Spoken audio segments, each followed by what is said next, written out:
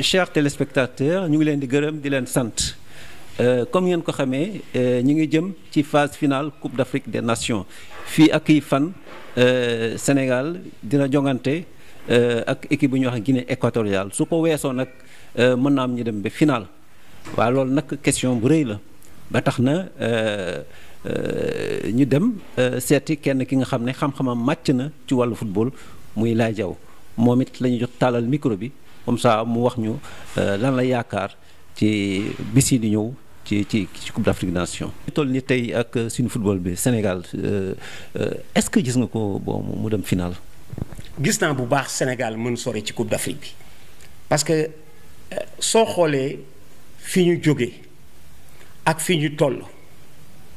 léegi dañu nekk ci beneen phase bu nga xamee ni gis nga phase bi ñu nekk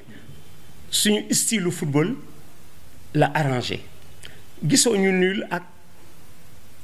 Malawi en poule suñ ko amoon ci match éliminatoire direct dañ koy gagné parce que du mën jouer noonu mu jouer noonu mu def noonu. du ko mën jouer. Guinée dañ ko am ci gisoo Guinée dafa nul ak Sénégal daal di ni bi ñu nul ak Sénégal ba pare dañ ni on est content on vient de se mesurer au Sénégal léegi mën nañ jouer ku nekk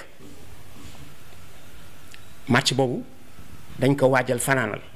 ba ñu jógee ci Sénégal Zimbabwe daf leen gagné ak kan Gambie leen éliminé c'est parce que état d'esprit bi ñu ñëwee ci match bi la boobu lañu doon joué ak Sénégal mais ci phase bi man je prévois dès les huitièmes de finale parce que soo xoolee gis nga même huitième de finale bi ñu def ak Cap-Vert gagné ko 2-0 mu terminé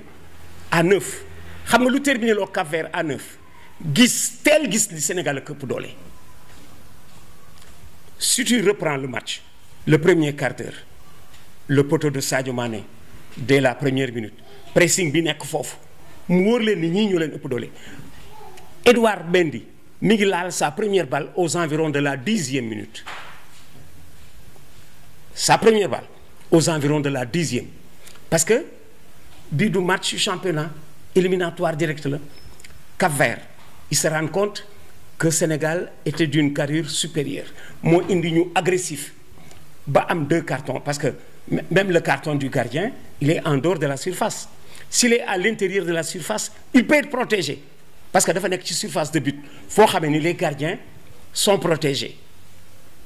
ils ont leur surface de but et la surface de réparation mën na fa jouer de la main mais fi mu defee faute ci Sadio Mané mënu fa jouer de la main dañ koy considérer comme joueur de champ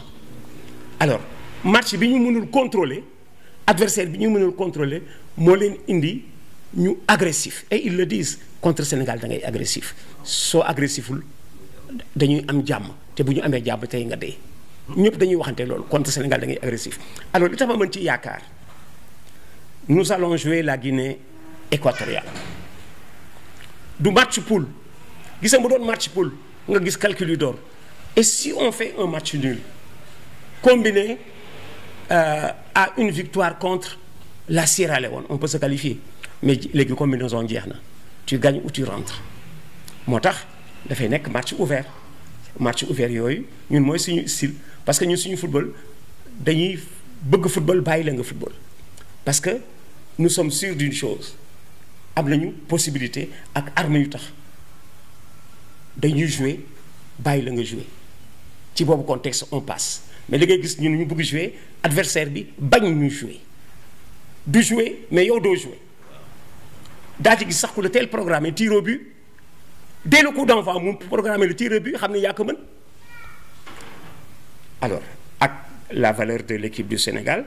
ci match ouvert adversaire bi day wut a gagner mooy léegi suñu chance mooy indi nga mën dóor ci ay éliminatoire koo xam ne nga doon poule mu match nul ak yow et cetera et cetera suñu génnee ci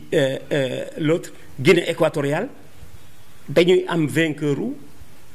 Tunisie vainqueur u Burkina merci dañuy am vainqueur u Tunisie Burkina très sincèrement ñoom ñaar ñëpp kuñ ci am nekk na à notre portée en demi-finale ñun ñaar ñëpp on est en quart.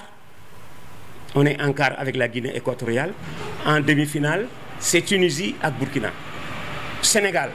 su waree gagner Coupe d'Afrique jóge na fu gën metti Tunisie ak Burkina tout en gardant le maximum de respect et pour le Burkina et pour la Tunisie. Léegi nag finale kan nga mën am finale peut-être Égypte, peut-être Maroc,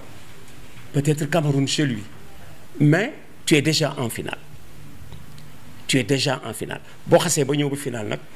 dafa nekk loo xam ni bon c'est balle après balle fa nga jaar ba agsi en finale tout reste possible tout boo xasee ba ñëw en finale tout reste possible mais ce qui est sûr cette équipe du Sénégal je la vois au moins en finale de Coupe d'Afrique. ragaloo Égypte ragaloo kii Cameroun de. Cameroun non Égypte ak Maroc laa gën a ragal. Parce que bien que Cameroun mi ngi ci dëkkam mais mënuñ ko am lu dul en finale